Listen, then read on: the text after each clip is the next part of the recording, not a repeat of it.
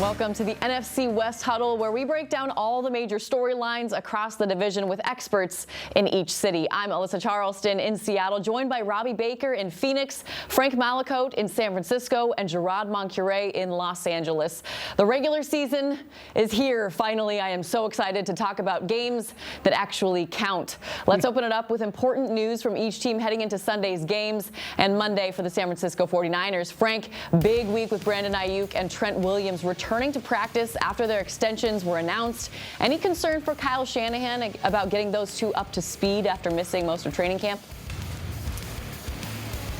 I don't think so. Trent Williams, big guy, of course, 15 years in the league now, all pro, all everything, maybe the best left tackle in the game. Restructures his deal. He wanted a little security at age 36 and said, need a little guaranteed money. $82 million, $48 million of that guaranteed. As mentioned, probably the best tackle in the game. Practiced, reported Tuesday, practiced Thursday for the first time. But he owns a gym in Houston, and he's been watching the team, loves Dominic Pooney, one of their rookie guards. He said that may be the biggest deal in the game. So he's in the game. He will be playing on Monday night. Brandon Ayuk, I don't think there's an issue with that. Maybe the longest holdout ever, and he even agreed that he probably should have signed a little bit earlier. 4 years, $120 million. He gets $76 million guaranteed. And oh, by the way, is one of 6 wideouts now in the NFL that are making at least $30 million or more. Now, Brandon, unlike Trent, was a hold-in. He actually was in camp. He was going to the meetings, working out, but not practicing with the team. So I don't think that'll be an issue. And let me throw this out there, too. Ricky Pearsall, 49ers top pick out of Florida, of course, was a victim of gun violence, got shot, and was hospitalized a week ago, was out of the hospital the next day, and apparently was in the weight room the day after that. So he's out for 4 games. He did FaceTime with the team. They had kind of a breakup party a week ago. And if you want to galvanize a football team, that is probably going to do it. They are jacked up and going to play one for Ricky. He's out the next 4. Yeah, not the most ideal way for sure, but good to know that it in no way was his fault in that scenario either. So, Gerard, the Rams and Lions face off in a rematch of last year's playoff game that gave the Lions their first playoff win since 1991. What do we need to know about the Rams ahead of this Sunday night football kickoff in Detroit? It's really about the health of the offensive line. Jonah Jackson, who they acquired in the offseason from Detroit, as a free agent, is good to go. He had a shoulder injury during the preseason, but he is good to go, and he is actually going to start at center. He and Matthew Stafford actually were that center quarterback combination back in 2020 before Stafford came to the Rams, so it's a natural position for him. He's played it his entire year. Steve Avila will move over to left guard. The big question mark is Rob Havenstein. Now, the right tackle has been in and out with a right ankle injury. He was limited at practice the other day. If he's a full go today at today's practice, which is taking place, Thursday afternoon, then this will be good news for the Rams offensive line. It's really about protecting Matthew Stafford, being able to run the football, protecting him by keeping him in reasonable downs on second and third against that Lions pass rush. That's really, in my opinion, the determining factor for the game. The Lions have a great offense coming back. The Rams, I think, are going to have to score 27 points to win this game. It's going to be a fast track in the Dome. So it's really all about that offensive line for the Rams. If they're healthy and the run game is good to go, the Rams, I think, are going to be in really good shape for that feature game Sunday night that the entire nation's going to watch. Yeah, a change at center this close to the start of the season is interesting. We'll have our eyes on that. And Robbie, a lot of eyes will be on Kyler Murray and what he can do with his new wide receiver, Marvin Harrison Jr. How do you expect the Cardinals to utilize the 4th overall 2024 draft pick right off the bat? Yeah, well, we've seen Kyler Murray's tenure here in Arizona. He likes having a number 1 guy. If you go back a few years ago when DeAndre Hopkins was here, D-Hop averaged about 9 targets per game when he was healthy over his 3 seasons here in the desert. I would imagine as the season ramps up, we will probably see that kind of target share towards Marvin Harrison Jr. because you spent the 4th overall pick on this guy. And from everything we've seen throughout training camp, OTAs, rookie mini camp, and the practices to start this first game week of the season, Marvin looks like the wily veteran that we've kind of heard throughout the draft process and everything. This kid is mature. I shouldn't say kid. This young man is mature. He knows what it means to be a professional athlete. He said this week that JG, Jonathan Gannon's advice to him was just be you. Be the guy that made you a standout in high school, made you a standout at Ohio State. And I think he will be a main focal point of this Cardinals offense because, like I said, Kyler likes having that big body receiver that can go get the ball on any given down, and that's exactly what Marvin Harrison Jr. will be for this team. And that could be a very explosive offense under the radar for sure. We know the Seahawks would likely have started the season without their top edge rusher, Uchenna Nwosu, who injured himself in that final preseason game, though he has not been ruled out yet. Something interesting from the injury reports this week is that their new free agent center, Connor Williams, has been a full participant in practice. He didn't officially sign with the Seahawks until August 7th, so just a short amount of time with his team, but he tore his ACL last year while playing for the Miami Dolphins. So the timetable could work out perfectly to where he could start for the Seahawks at center against the Broncos, similar to that Rams situation where they might have a change at center this early in the season and right before the regular season starts. It makes you feel a lot more confident because this offensive line, we don't really know what to expect from it, and it's a huge factor in determining how the Seahawks offense will operate under a new offensive coordinator named Ryan Grubb. The Seahawks haven't really invested in a center for at least 5 years. It's just been a rotating kind of situation at center. So Williams could also help Geno Smith really realize the potential of this offense. And we know Geno Smith would love to get the ball from a guy like Connor Williams, who is a 7-year veteran.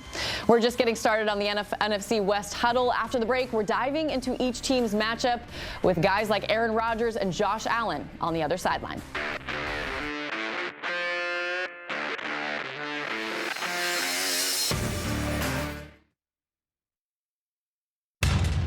Back here on the NFC West Huddle, the regular season is here. It's time to talk about Week 1 opponents and who has the edge. Robbie in Arizona, how optimistic are you this Cardinals offense can outscore Josh Allen and the Buffalo Bills on Sunday? Yeah, it's going to be really interesting come Sunday because the truth is we think this Cardinals offense is going to be explosive and be able to put up a lot of points, but no preseason snaps and games. We've seen it in practice, but how will it translate to games and game speed? Well, we think that they will be able to put up points. And when you look at the Bills, they got some question marks on defense. Bobby Babich taking over as the defensive play caller there. There's question marks in their secondary. 2 safeties on the back end of that Bills defense have been changed out in the offseason. Milano's out at linebacker. Will that free up maybe James Conner to catch some more balls out of the backfield? Maybe Trey Benson, the rookie out of Florida State, maybe they will use him to kind of get those linebackers moving a little bit on the Bills' defense. I think that the Cardinals have the horses on offense to keep up with the Josh Allen and the Bills and what they're doing as well, because the Bills, they have questions on offense as well when it comes to their receiving core. Very young. This is probably one of the most interesting games in this opening weekend of the NFL season because there's so many question marks between both rosters, and I honestly think that it's set up for a pretty high-scoring affair. And Frank, Monday night is the first chance to see how the San Francisco 49ers recover from last year's Super Bowl appearance and that loss. The New York Jets have a stacked defense. Who do you think wins in the trenches?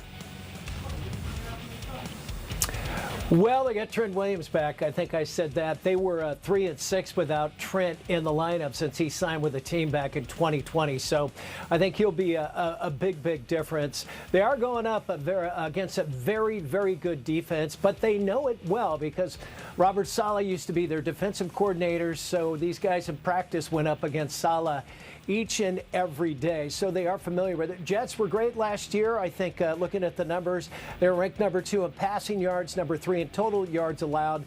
They just didn't have much of an offense. Stout front line as well, including Javon Kinlaw, who played for the 49ers last year. So Saleh has picked up some of the 49er parts along the way. One interesting note to kind of keep an eye on, because the 49ers have a new D lineman. That would be Leonard Floyd. You may recall he played for Buffalo last year. He was the one that tackled or fell on the Achilles of Aaron Rodgers that put him out after 8 snaps. And oh, by the way, that was opening night. And oh, by the way, opening night again, the two will face off at Levi Stadium. So that should be fun to watch. Rodgers, of course, back home, went to Cal. I'll give a go Bears because I went there as well out of Chico.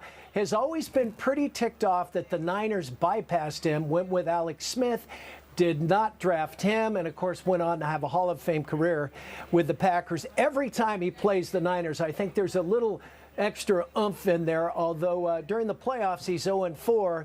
During the regular season, though, he is 6-3. So keep an eye on that matchup as well. Cannot wait to see it. An angry Aaron Rodgers potentially coming back from that Achilles injury. And good to know that Christian McCaffrey looks like he is good to go. They kept him out of training camp for the most part after that calf strain. Gerard, over to the Rams. They get a Detroit Lions team that was just a few plays short of a Super Bowl appearance last year. Is it fair, like you said earlier, you're going to have to score a lot of points, are the Rams. Is it fair to expect just a complete shootout in Motor City? Absolutely. I completely believe that. Last year's game was 24-23, and the Rams had several trips into the red zone where they had to settle for field goals in that game and not touchdowns. That's the real reason they lost that playoff game, because they got threes instead of sevens. Of course, this is a dome stadium with an artificial surface. It's a fast track. The Lions bring in one of the top indoor offenses in the entire football league. They always score a lot of points. And the Rams, of course, have a revamped defense. They have a new defensive coordinator in Chris Shula. They have several younger players, a couple rookies in that starting lineup defensively. So Sean McVay is dealing with the second youngest team in the entire National Football League. That is great for enthusiasm, maybe not so great for experience. So this thing could turn into, I don't know, a 30-27 game, a 31-27 game. The over-under, by the way, on this game is 52.5. I would definitely put my money on the over Sunday night. Well, for me, it's unbelievable to think that Russell Wilson just 2 years ago returned to Seattle as a Denver Bronco, because so much has happened since then. He was booed relentlessly early on in that game. And now this year, 2024, those Broncos come back with a guy named Bo Nix, who hasn't fared so well against teams from Seattle. As an Oregon Duck, he was 0-3 against the Washington Huskies in his 2 seasons in Eugene. I'm really interested to see how Sean Payton uses him on Sunday. Payton mentioned how rare it is for a rookie to be voted as one of their captains. I believe that Sean Payton said he had never seen it in his long NFL coaching career, but on paper, it's a good situation for Mike Macdonald to start his Seahawks coaching career, especially with the defense he likes to bring against a rookie quarterback who is starting in week 1. Macdonald said he's not putting much stock into what Bo Nix did at Oregon, which was impressive as more of a running quarterback who could also throw some dimes. But he's very familiar with what Sean Payton likes to do on offense. So the Hawks are 5.5-point favorites at home. Excited to see how their offense gets going with potentially Connor Williams, a new center, starting in the middle for the Seahawks offensive line. Coming up, we've all been at training camp and preseason games. We're predicting some breakout candidates for all 4 NFC West teams. That's next.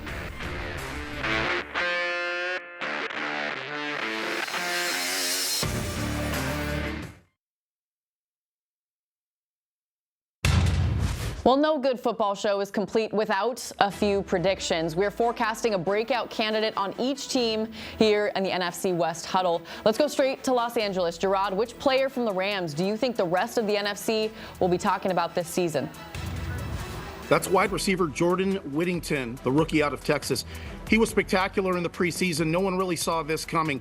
11 catches, 126 yards, played so well. Sean McVay didn't even play him in the final preseason game because he was already going to make the team. There is talk that he has moved up so far up the depth chart that he's passed Tutu Atwell. So in an offense where you have Cooper Kupp and Puka Nacua, Puka Nacua, of course, on his way to being a superstar in this league if he remains healthy. Cooper Kupp was a Super Bowl MVP. Jordan Whittington could be on the field with them Sunday night. And if you're the Detroit defense, you're going to shift your defense and your defensive backfield towards Cooper Kupp and Puka Nacua. And the guy that's going to get the single coverage, the guy that's going to be maybe you're hoping to be the last option, is Jordan Whittington, and he could end up being Matthew Stafford's top option. That's how much confidence Matthew Stafford has in him already. This could make the Rams very, very formidable in the air if Whittington has the type of breakout year his preseason,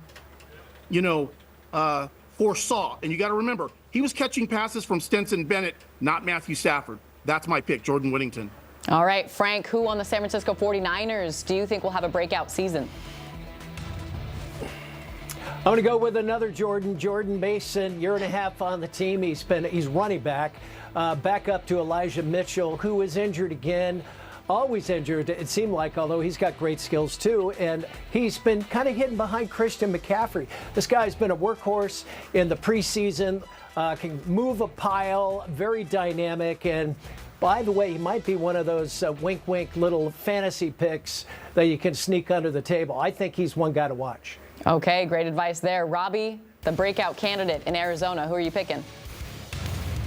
Yeah, I'm also going to go on the offensive side of the ball. I'm going to go with tight end Trey McBride. If you look at the second half of last year when Kyler Murray came back from the ACL injury, Trey McBride averaged about 8 targets per game. Now, will he have that same target share when you have a guy like Marvin Harrison Jr. added to the offense? It's hard to say, but overall last year, Trey had 81 catches and 825 yards, and most of those stats were accumulated when Kyler Murray came back.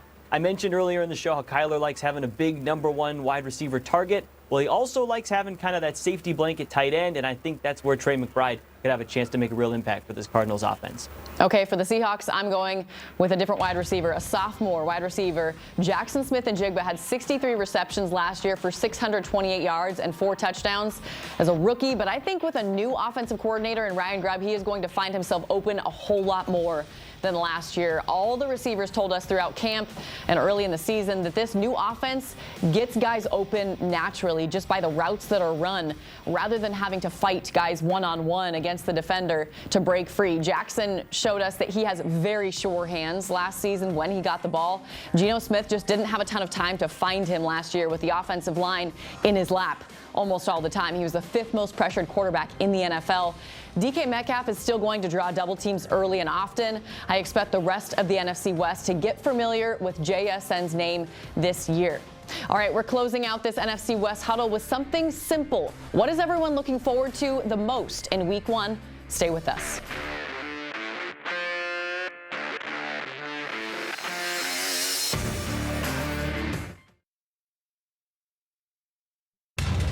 Well, the 2024 NFL season is underway, but we have yet to see all 4 NFC West teams take the field. So to wrap things up tonight, I want to hear each of your thoughts on the thing you're most looking forward to in Week 1. Frank, we'll start with you in San Francisco. All right, I'm looking forward to seeing Christian McCaffrey. They keep him wrapped up in a box the entire preseason. He's had kind of a strained calf, but should be good to go on Monday night. He's the most dynamic player in the league.